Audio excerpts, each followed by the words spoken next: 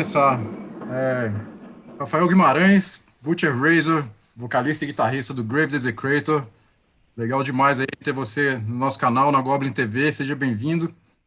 Valeu, cara. Eu que agradeço a oportunidade. Espaço muito bacana aí da Goblin TV. Maneiro vocês aparecerem aí. Isso é muito bom. Legal. Para começar, o último disco aí do Grave Desecrator, o Dust to Lust, saiu aí já tem uns 4 anos e pouco, né?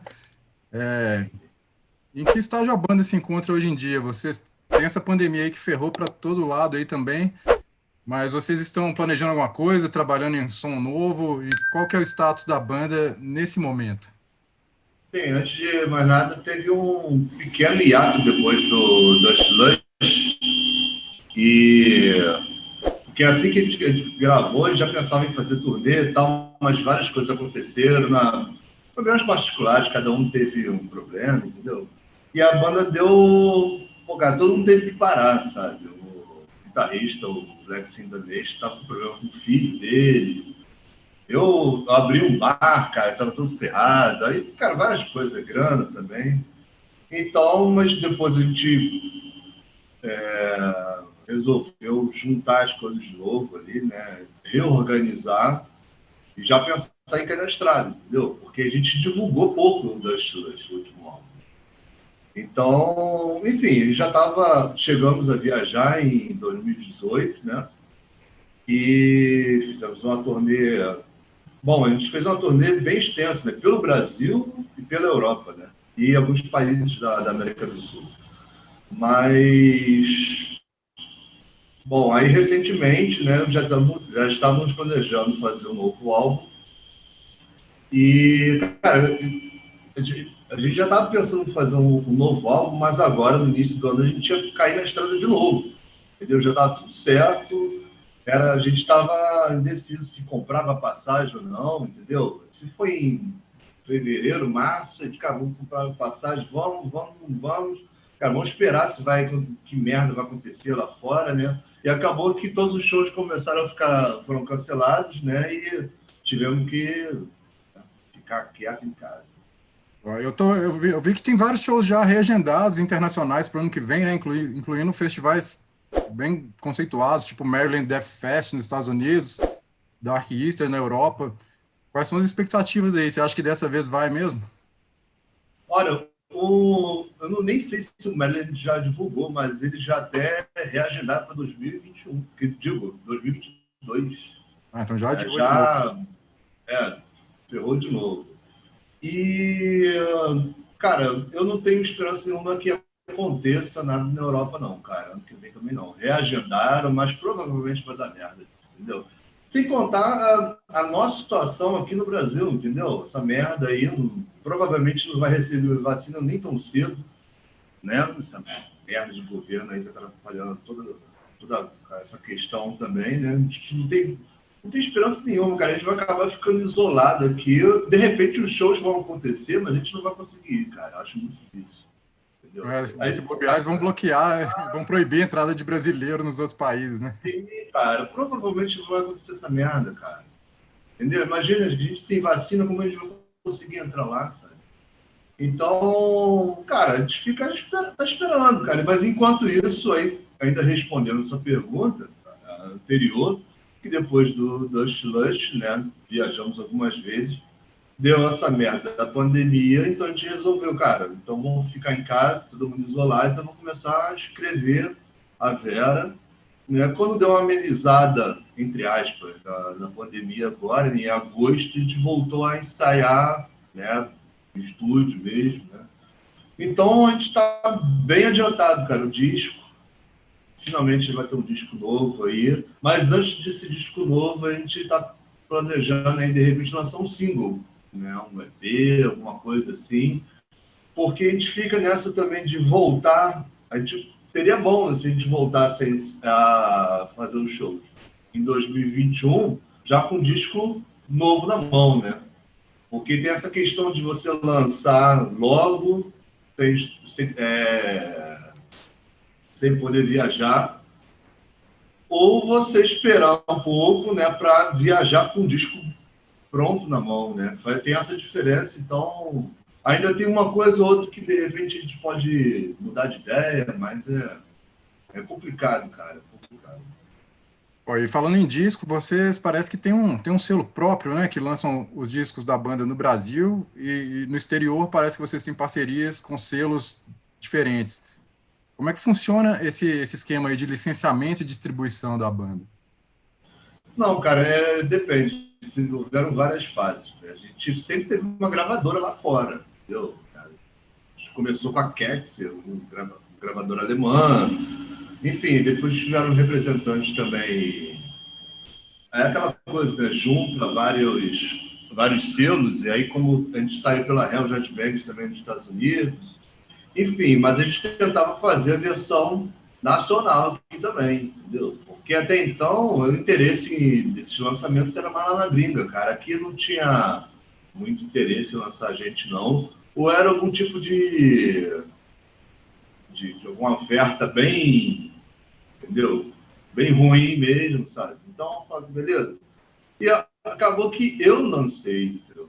Eu tirei do meu bolso, eu tirei, fiz a porra toda, entendeu?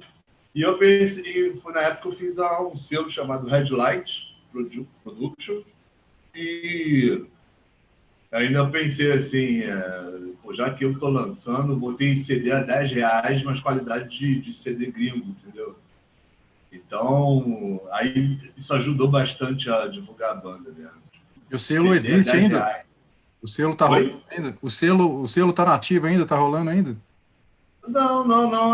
Cara, assim, o nome de um selo foi só para constar lá no CD mesmo, entendeu? Porque a intenção era só divulgar, fazer a versão nacional, entendeu? Já que eu não tinha um selo que pudesse fazer, então eu mesmo fiz. Entendeu? Só exclusivo para lançar o Grave Desecrator. Isso, não é nenhuma intenção. Aham. E vocês parecem que são muito bem articulados, assim, nesse sentido, né? De assumir o controle sobre os assuntos da banda, de ter contato lá fora e tal. Vocês sempre tiveram essa preocupação, assim? E outra coisa, que dica você daria para outras bandas que talvez não sejam tão bem articuladas, assim, quanto vocês, nesse sentido? Olha, cara, eu te digo que a gente aprendeu meio tomando no cu, entendeu? Se fudendo, entendeu? Mas cara, a vontade. Esse é o principal. Tu quer, Aham. entendeu? Tu vai atrás. E, cara, não, bom, desde a Demotape nossa, a nossa primeira Demotape foi lançada em 2001, a gente já entrou em contato com um selo alemão, que é esse Ketzer, né, que lançou o nosso primeiro disco. E acabou que os caras compraram bastante dessa demo nossa, depois lançaram a EP, depois lançaram o primeiro disco, e foi uma questão de, né, cara, basta você querer entrar em contato, a pessoa curte o teu som, entendeu? Mas, assim, nem sempre foi tão bem articulada a gente aqui, né, cara? Então, a gente vai aprendendo com o tempo, isso aí não existe escola para isso, né? A gente demorou muito para fazer as coisas, sabe? A gente tem 22 anos, cara, de banda. Nosso primeiro show foi... Porra, cara, a gente começou em 98. Nosso primeiro show foi 9 anos depois, sabe? Até porque quando começou a banda também, a banda não tinha um interesse muito... Aquela coisa de amigos, tocar... Pô, vamos fazer black metal, cara, vamos beber, sabe? Não tinha essas intenções. E, cara, como era tudo difícil, assim, cara, né? Aqui, aí, cara, já que tá difícil, então vamos fazer direito essa porra, entendeu? Vamos procurar um selo, vamos fazer música direito, entendeu? Vamos fazer uma gravação bacana. O primeiro disco mesmo saiu, foi uns 10 anos depois do início da banda, né? O primeiro disco. Vocês lançaram um Isso. demo, né? Cara, olha só, a banda de novo, tudo andou muito devagar, até porque tem várias coisas, cara, várias questões, grana, principalmente grana, cara, entendeu? Aqui é tudo difícil, aqui é tudo longe, aqui não tem estúdio, Rio de Janeiro porra, é uma merda, cara, sabe? Isso aqui não tem... Você encontra um estúdio, porra, é cara pra cacete, entendeu? Então, pô, cara, no início do GV, até hoje é assim, cara, ele vai ensaiar 2 horas de viagem, sabe? Entendeu? Tudo difícil, todo mundo mora um longe do outro, sabe? A gente está acostumado com as dimensões do Brasil, porque, porra, cara, Rio de Janeiro quase tá tamanho da Dinamarca, pô, entendeu? Qualquer coisa, tu vai ali longe pra cacete. É dinheiro, aí, porra, tu moleque não tem grana pra porra nenhuma. Mas, enfim, cara, a gente foi. E as coisas demoravam, né? Então, a nossa demo é de 2001, depois a gente lançou um EP, aí, pô, para lançar mais um EP, mais 2 anos, aí até lançar o disco demora, né, cara? Sem preocupação, porque a gente nunca teve gravadora, nunca, sabe? A gente nunca se preocupou muito com cara, de ter que aparecer, que era muito. Né? A gente queria tocar, cara. A gente queria fazer um disco, sabe? Porra, tá falando. Sabe, a gente olhava em volta da gente, cara, no auge de bandas tipo Dimmu Borgir, Crystal Field, todo no teclado, sabe, aquela merda. Aquela E a pompa Rio toda. Grande, cara, a gente sempre foi muito fã de raiz do Brasil, sabe? Aí de Minas, sabe? Essa porra aí é a mais importante que tem no mundo pra gente, sabe? A gente e ele sempre quis fazer algo, um som brasileiro, sabe? Então a gente não tava. Cara, a gente queria fazer a nossa parada, entendeu? Quando eu escuto o som de vocês, assim, eu lembro de Vulcano, Sarcófago, das bandas da velha guarda, assim, cara. Me parece até que vocês meio que carregam a tocha aí do metal dos anos 80 e 90, mas não, de uma maneira que não soa datado, assim, tem uma roupagem mais moderna. O que você está falando tem tudo a ver com o que eu acho, porque eu não gosto de datar as coisas como old school. Cara, quando eu comecei a fazer essa porra, eu não pensava, porque é antigo, porque eu achava que era o melhor que tinha, entendeu? Não tem nada mais agressivo do que Sarcófago, não, cara.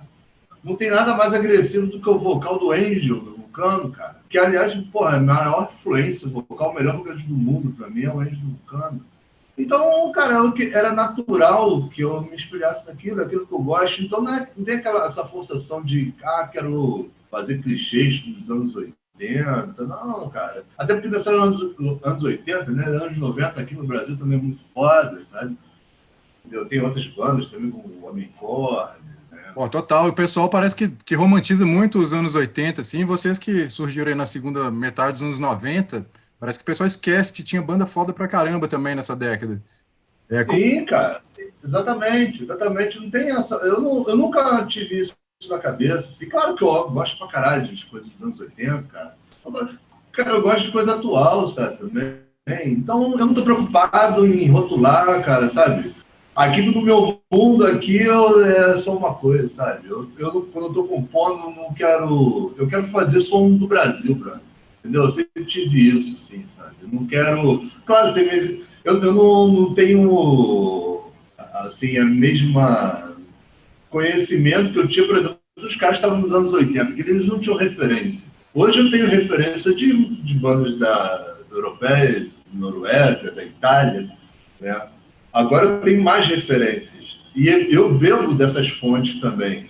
Mas ainda assim, o principal para mim são as bandas do Brasil, cara. Eu sempre tentei fazer som voltado para o que se fazia aqui no Brasil, sabe? Que é no Brasil e o sul-americano, né? A gente não pode esquecer também que assim como o Brasil é um dos países pioneiros nisso, né? A gente tem sepultura, sarcófago, mas a gente tem que lembrar que a maioria das pessoas esquece que a gente tem aqui o Chile, aqui do lado, cara.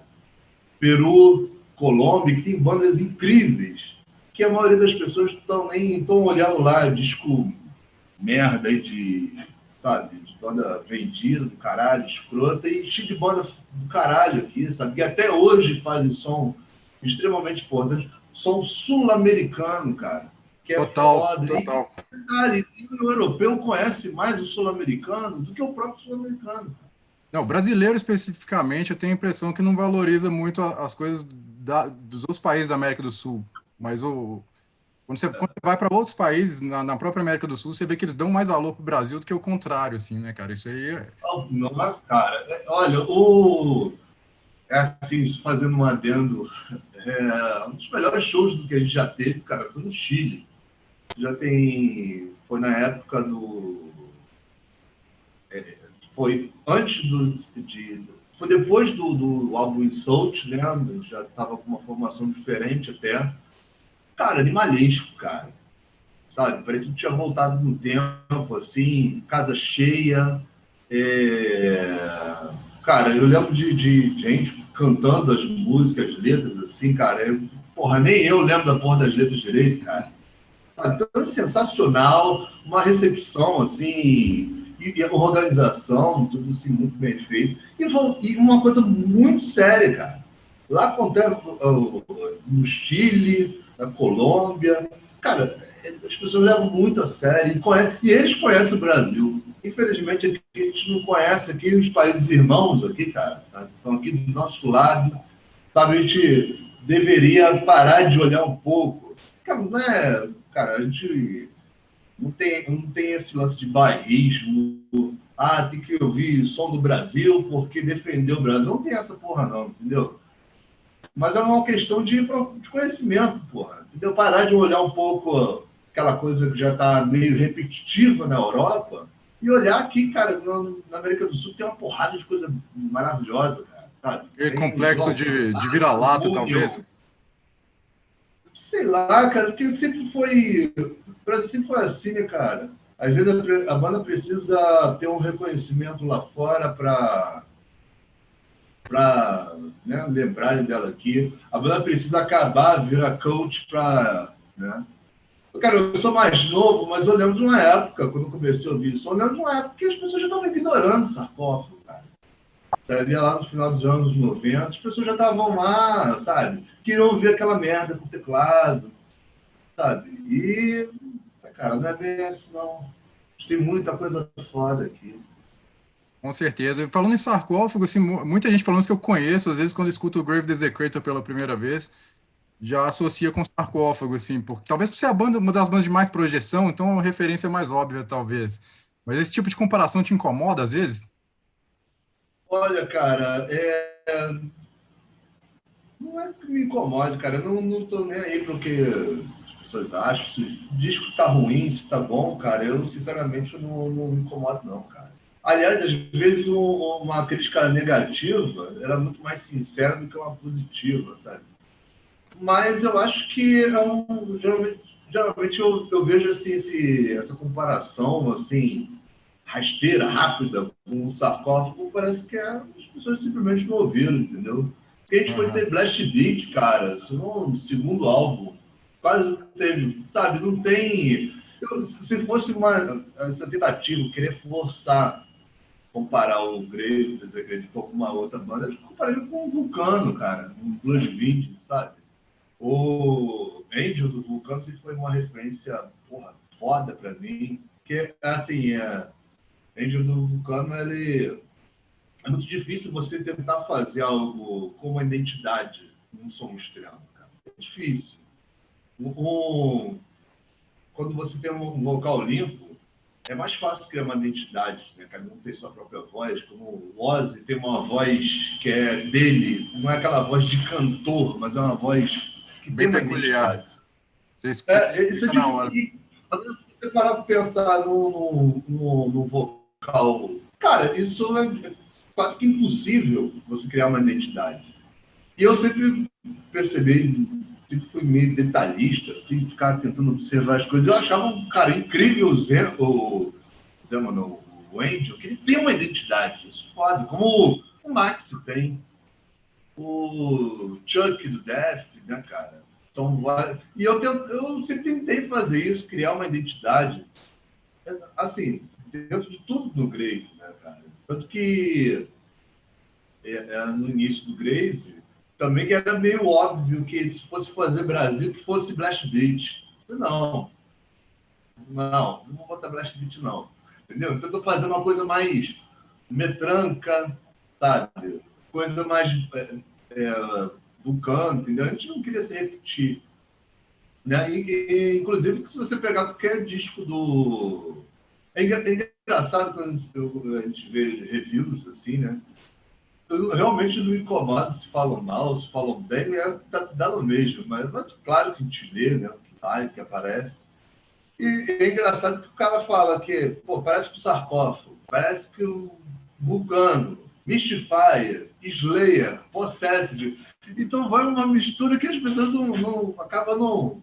E isso, por um lado, é bom, cara, porque a gente realmente tem isso. A gente quis São fazer boas black referências. metal, a gente quis fazer black metal com guitarras mais trabalhadas, tipo Possessed, sabe?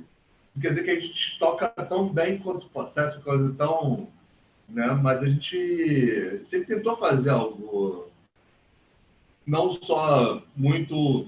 Por exemplo, o Sarcófago, ele tem uma referência assim, muito óbvia do Crush, né, cara? Do punk, Ratus, Terveticadet, que é aquela coisa bem simples, né? Que eu acho maravilhoso, né? Aliás, que eu acho incrível de todas as bandas do Brasil antigas, cada um tinha uma identidade muito própria. E foi aí que a gente tentou criar uma identidade muito própria também. Isso tem muito a ver com o que a gente estava pensando em fazer com o Grego lá no início, porque a gente queria uma identidade própria e queria...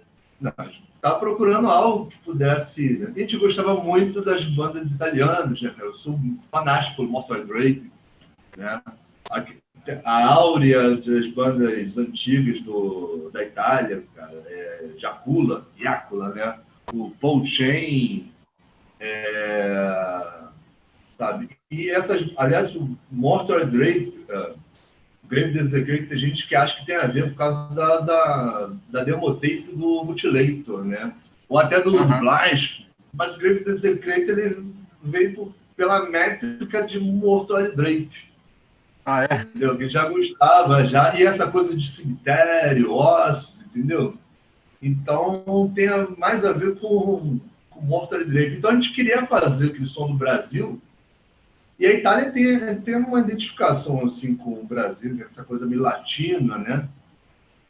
Tu vê as fotos de cemitérios italianos, tem alguma coisa a ver, então a gente tentou ir nessa, entendeu? E claro, e depois você vê o segundo álbum, que tem essa coisa muito comum de disco de black metal ser essa coisa de capa preta e branca, logo vermelho, o desenho branco, né? Como a gente tem no primeiro disco, né? Coisa meio... Mas no segundo disco a gente quis meter uma capa colorida, coisa que nenhuma banda de black death metal faz, assim, black death, né? E a gente já fez isso, já pensou nas bandas do Brasil também. Antigamente tinha essa coisa de black death metal colorido, cara. Não tem essa coisa, essa estética que é quase que uma lei hoje, né? Vira regra, né? Preto, branco, né? Então a gente quis botar colorido. Fotos nossas coloridas dentro do disco, sabe? Isso a gente tentou trazer um frescor do que existia do Brasil antigamente. Entendeu? Mas, obviamente, com a nossa identidade, entendeu? Então, são diversos aspectos, seja de capa, seja até da batida da bateria, cara, o tipo de riff, sabe? Pô, legal. E você, no começo da banda, você tocava baixo, né? Depois você passou para guitarra e vocal. Isso, cara. No início do Grave Desecrate, éramos três, né? Era eu, o Elson Necrobolt, né? E o antigo vocalista, o F. Mordo. E ali, aquela coisa despretensiosa, me chamaram, o Elson Necrobolt já tocava guitarra, me chamou e falou, só vai ter um guitarrista, né? Vai ser... Então eu peguei o baixo, sabe? Mas eu compunha a porra toda, entendeu?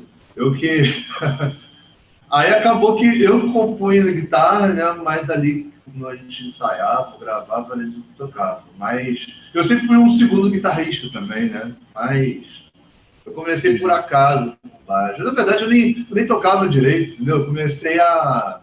Assim que eu aprendi a tocar guitarra, eu fiz aconteceu a demo do Grave Desecrate. Eu tinha acabado de aprender guitarra, praticamente. No primeiro show, você já estava no vocal?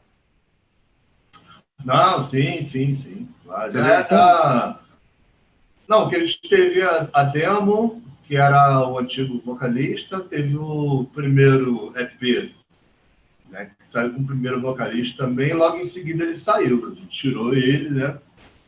Aí eu, naturalmente, já assumi a voz, porque, assim, a gente tinha um problema antigo com esse antigo vocalista, é um primo meu, cara, né?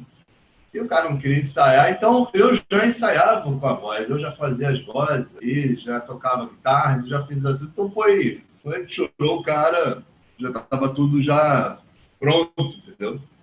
E eu já compunha também, então ali já foi um passo para compor o disco novo. O governo brasileiro, da atuação nesse momento conturbado aí de pandemia, essa porra toda, você acha que a música tem alguma função aí nesse momento, assim, cara, de expressar alguma coisa ou uma coisa não mistura com a outra? É uma pergunta interessante, cara. Tem muita gente que faz música satânica achando que está ofendendo cristão, tá achando que tá em guerra. Ninguém ouve o teu disco, não, cara. Cristão não ouve o teu disco, não. Entendeu? Então, o que a gente pode fazer contra o que está aí, um voto, cara. Entendeu? Você não está agredindo, você não está ofendendo ninguém, não está em guerra com ninguém, entendeu? Cristão não está nem aí para você. Então, cara, você decide essa porra no voto, no teu dia a dia, entendeu? A tua guerra com essa merda aí é no dia a dia. Hoje em dia a molecada também escuta outro tipo de som. Você acha que tem essa estética toda do metal, assim, tem impacto ainda nas pessoas de alguma forma? Olha, cara, eu acho que são tão um pouco de. Se não existe um público mais jovem hoje em dia, isso é um pouco de culpa do próprio da cena do metal mesmo, né, cara? Que ela, em todo lugar pelo menos no Brasil, assim, tem um repúdio a quem chega, né? A garotada chega mais nova, sabe? Que é uma coisa horrível, cara. Então o público não se renova. Então você Como se vai na porra fosse, do show, você tem velho, cara. como se fosse um Tá clube, assim, ligado? né? Então, e tem aquela coisa, não, você é real, você não é. Cara, o público tem que ser renovado, cara. Entendeu? Não é à toa que, cara, não aparece, cara. Claro que isso não é realmente não é o único fator, né, cara? Mas, com certeza, isso aí prejudica bastante, né? E tem alguma banda mais nova aí que você tem acompanhado que represente bem o estilo, assim? Olha, cara, eu ouço diversas coisas, cara. Olha, eu sou, como estava falando, né, que eu sou fã dessas bandas italianas, sabe? Que é essa coisa que ajudou a desenvolver o que eu penso pro Grave, né, cara? Eu sempre gostei, independente de ser death, black, heavy metal, eu gosto de música voltada para satanismo, sabe? Uma música mais que tem um ranço. Tem um ranço já me agrada, entendeu? Então não me importa muito se é heavy metal, entendeu? Eu gosto de Venom, assim como eu gosto de Mass Fate, como eu gosto de Bathory, entendeu? Tá tudo na mesma praia ali. Entendeu? Então, agora, o que eu ouço novo, cara, uma coisa que eu tenho ouvido bastante, cara, é o The Devil's Blood. Infelizmente a banda acabou aí, o maluco se matou, parece. Mas eu gosto, e é uma banda meio anos 70, Meio né? essa onda mais ocultista, assim, né? Isso, exatamente, mas eu, porra, foda, cara, entendeu? É, isso é uma coisa interessante, porque tem banda que se propõe a fazer uma música agressiva com essa característica mais satânica e tal. E às vezes não exprime nada disso, às vezes é só, sabe, o cara acha que ele vai ganhar isso sendo mais extremo, sabe? Aí vem uma banda com uma pegada meio anos 70, e é muito mais, desenvolve muito mais essa pegada, né? Mais esse ranço que tem, né? Do que uma banda que tá lá, cheia de prego e tal, e não desenvolve isso. Pô, e passando aí esse período todo aí, cara, você falou que já estão trabalhando em composições novas e tal. Quais são os próximos planos aí? O que o pessoal pode esperar do Grave Desecrator num futuro, espero que não muito distante? Olha, cara, a gente, assim como a gente se reorganizou depois do Dust Lush, né, depois de problemas particulares e tal, a gente fez isso de novo, né? Em 2018, antes da gente cair na estrada, né, que a gente já estava com uma formação nova. Já é uma formação diferente do Slush, né? Aí já o nosso baixista, fundador da banda, ele saiu também da banda, né? Vários problemas e tal. E, enfim, apesar disso, a gente tinha muito amigo ainda.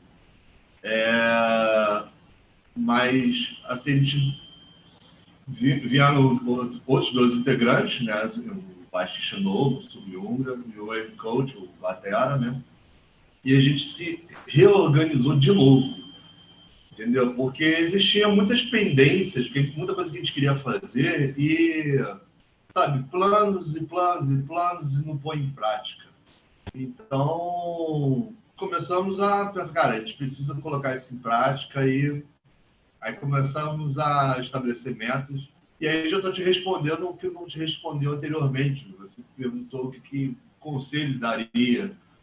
Cara, a gente começou a trabalhar muito com sentar e pensar o que a gente quer. Quer ficar em casa, grava um disco, não viaja nunca. Entendeu? A gente nunca foi dessa de gravar um disco e se achar, a gente quer na estrada. Sabe? Então, a gente quer fazer acontecer também.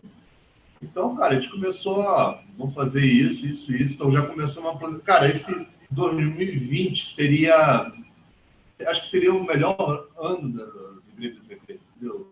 Porque a gente já estava pensando no show nos Estados Unidos, né? Além do Maryland, né? A gente já estava pensando em outras datas, né?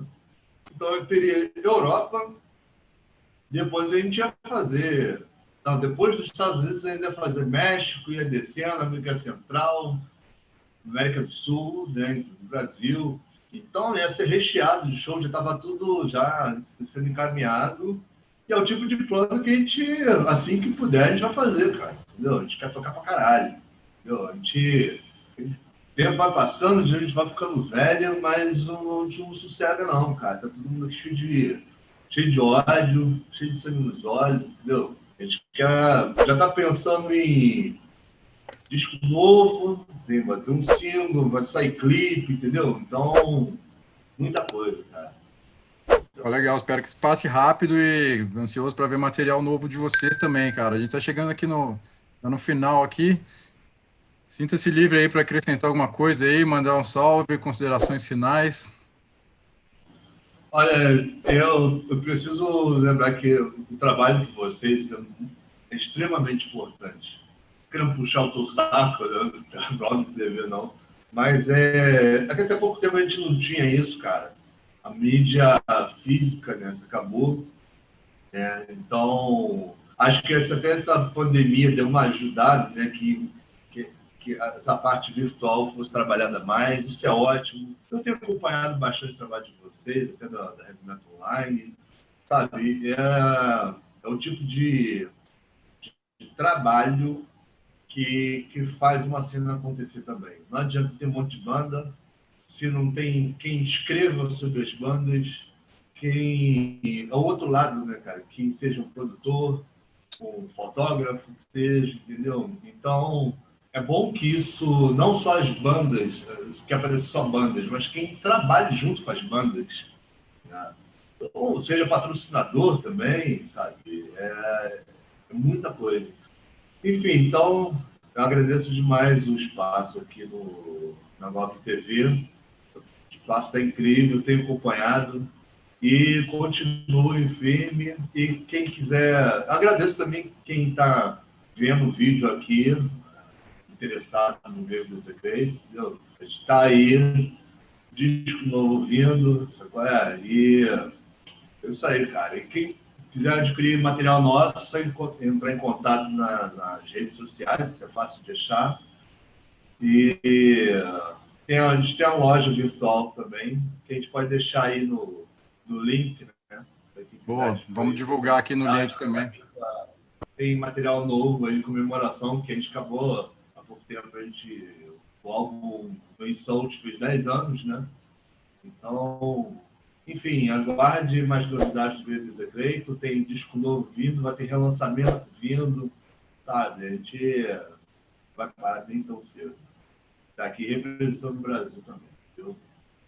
Pô, obrigado demais aí pelo reconhecimento, pela participação. Valeu. Muito obrigado, cara. Valeu. Falou, abraço.